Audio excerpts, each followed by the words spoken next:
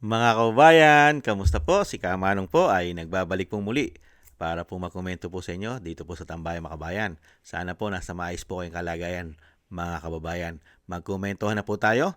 Komentuhan po natin mga kababayan ang tinatawag po umano na tagapagsinungaling ng Malacanang at tinatawag din po ng Vice President na basura mga kababayan. At muli po siyang binanatan sa kanya pong pahayag na napakabilis po ng pagpapauwi kung gugustuhin mo.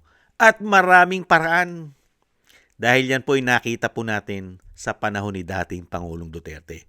Pagka po mahusay ang leader, matalino, ay madali po magpauwi dahil lahat po ng paraan ay gagawin. Pero, pakinggan po natin ang tagapagsinungaling na tinatawag po at tinatawag din pong basura ng Vice President. Ito po ang kanyang batikos. Hindi pinalampas ng Malacanang ang ginawang pagtuligsa ni Vice President Sara Duterte sa mga hakbang ng pamahalaan sa pagtugon sa krisis sa Middle East.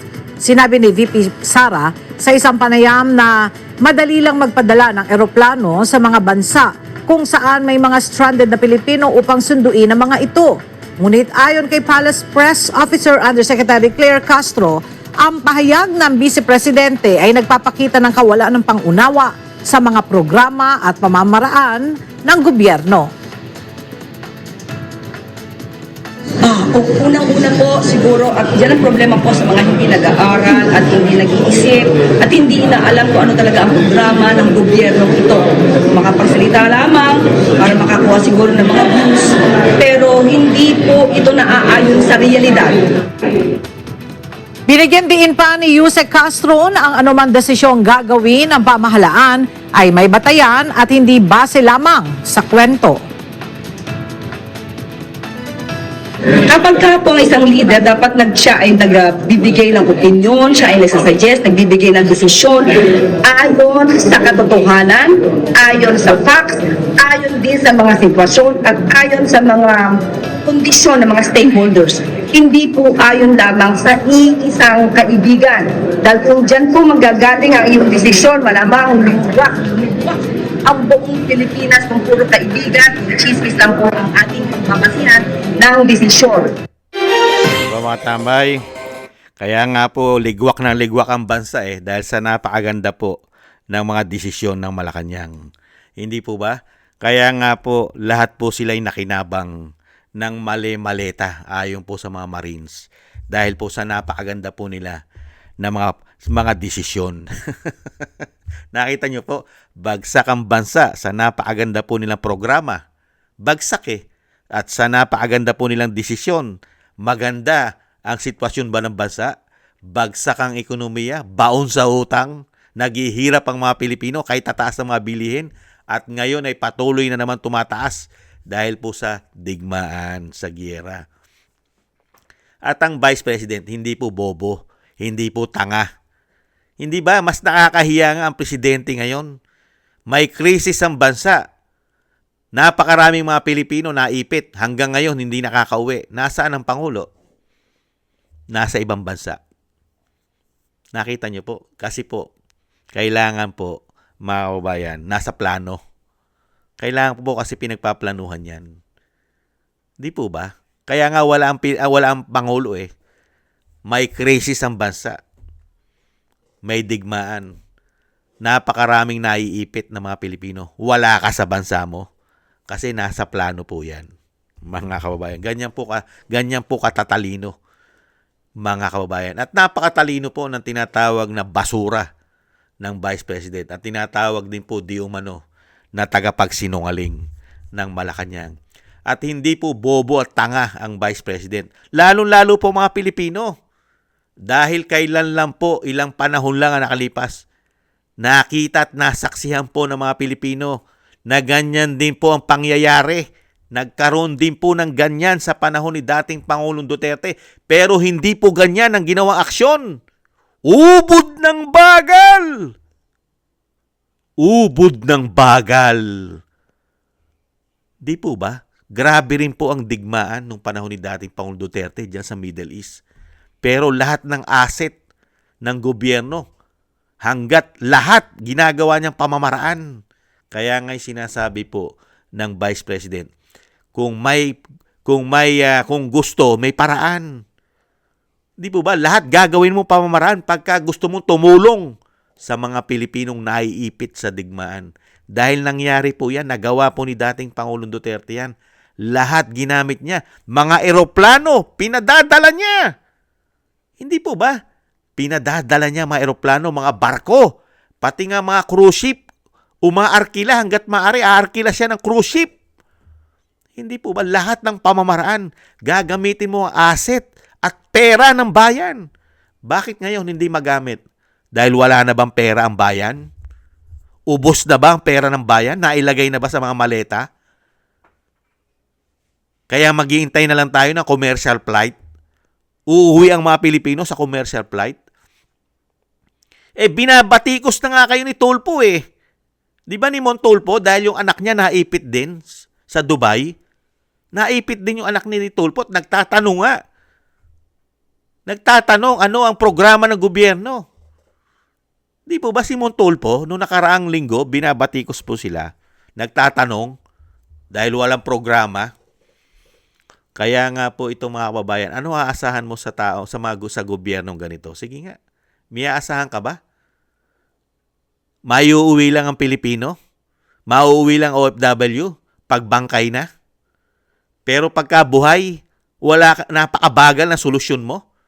Napakabagal na aksyon mo? Hindi ba napakaganda? Habang buhay pa yung mga Pilipino, umaaksyon ka na? Gumagawa ka ng pamamaraan? Dahil yan ang nakita namin ng panahon ni dating Pangulong Duterte. Di po ba? Pumuputok pa lang, hindi pa pumuputok ang gyera, umaaksyon na ang dating Pangulong Duterte, hindi pa pumuputok. Kasi po, nagagamit niya ang kanyang intelligent at confidential fund. Hindi po ba? At malayong-malayo si Bongit na tinatawag na bangag ng kanyang ate sa panunungkulan kay dating Pangulo. Nakita nyo po, si dating Pangulo, kung natatandaan nyo, nasa Russia siya o Russia. Nakikipag-meeting siya at meron po siyang meeting kay Putin, kay President Putin. Hindi po ba? Pumutok ang gyera sa Marawi. Ano ginawa ni dating Pangulong Duterte? Iniwanan niya yung meeting niya kay Putin, kay President Putin. Umuwi siya ng Pilipinas. Tinutukan niya yung problema ng bansa. Nasa ibang bansa siya, umuwi pa siya. Meron siyang meeting kay Putin. Di po ba? Dahil ayaw niyang pabayaan ang bansa. Hindi po ba? Gusto niya tutukan. Ngayon, may problema ang bansa. May milyon-milyong Pilipino nasa Middle East. Nasaan ang Pangulo? Nilayasan ang problema. Nagpunta ng New York at binabatikos pa siya doon ng mga kababayan natin sa New York. Hindi po ba? Nagwewelga ron ang mga kababayan natin. At pinapahiya siya ron na siya raw po ay korap. Mga kababayan, grabe. Nakita niyo yung pagkakaiba? Si dating Pangulo umuwi dahil may gyera. Si Bongbong Marcos umalis na hindi pa nauuwi at hindi pa napapauwi yung sinasabi ng Vice President. Nakita niyo po? Tapos sasabihin po ng isang tagapagsalita o tagapagsinungaling daw ng Malacanang at tinatawag na basura ng Vice President. Mag-aral-aral muna raw ang Vice President. Bago raw magsalita, mag-aral muna at magbigay ng PAX. PAX na nga yung binigay niya dahil ginawa ng tatay niya. Napakadali kung gugustuhin mo. May pamamaraan. Basta, gagamitan mo lang ng utak, strategy at pera. Pera! Mukha po yatang ayaw gamitan ng pera ang mga kababayan natin OFW. Ayaw pong gastusan. Kaya nga po nagtatanong ang mga kababayan natin bakit daw umalis ang Pangulo? Hindi kaya dala-dala yung mga malay-maleta? Ang sabi ng ating mga kababayan. Hindi kaya bit-bit-bit-bit ang mga issue ng corruption na bilyon-bilyon? Hindi daw kaya dala-dala? Di umano. Hindi kaya naipalit na ng dolyares? Nagtatanong lang si Kamanong. Yan po mga kababayan, ang napakahusay mga kababayan. Wala pang nagagawa. Wala pang naipapakitang solusyon at hindi pa nagagawa. Pero napakahusay daw nilang magplano mga kababayan.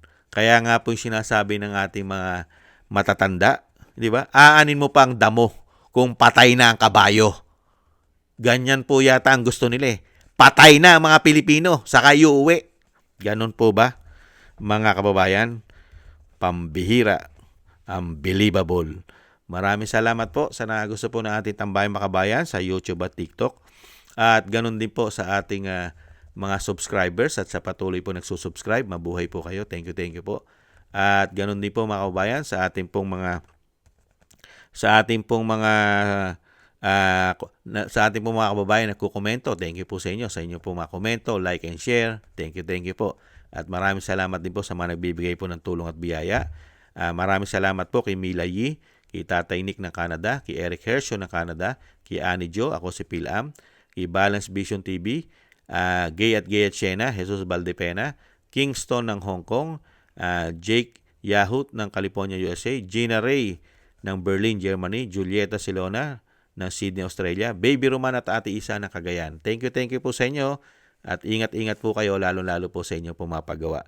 At syempre po mga kabayan, yung dasal at panalangin po natin na tayo pong lahat ay isama po natin ang ating buong sambayanan. Syempre po, ang pamilya Duterte, ang Vice President, ganoon din po ang dating Pangulo, at ang ating po mga soldiers at mga ex-marine ay isama po natin sa ating mga panalangin na maingatan po tayong lahat sa kapahamakan at madugtungan pa po ang buhay at kalakasan ng dating Pangulo. Maraming salamat po sa mga dasal mga kababayan. At tiis-tiis lang po tayo at God bless po sa inyo lahat. Bye-bye!